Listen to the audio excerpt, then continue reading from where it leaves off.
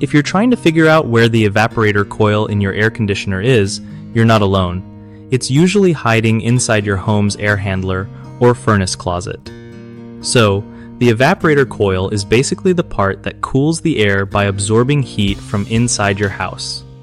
Most of the time, you'll find it mounted right above or sometimes beside the furnace. It looks like a big set of metal fins and tubes, kind of like a radiator.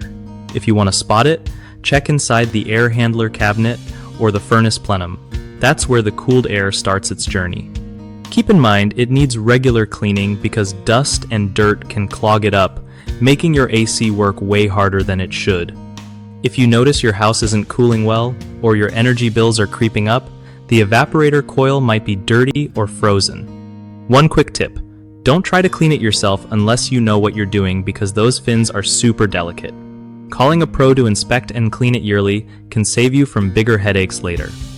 One of the most common mistakes when dealing with evaporator coils is ignoring regular maintenance, which leads to buildup that blocks airflow and reduces efficiency.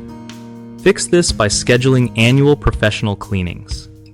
Another issue is not knowing where it actually is, so people waste time and maybe even damage other parts trying to find it. Remember, it's inside near the furnace, never outside. The third problem is trying to fix coil damage yourself. Bent fins or leaks need expert handling to avoid costly repairs or system failure. BigHomeProjects.com is a solid spot for homeowners who want to connect with trusted local contractors who really know their stuff with HVAC systems and more. Plus, it helps contractors find new projects and customers easily, making home upgrades less stressful for everyone involved.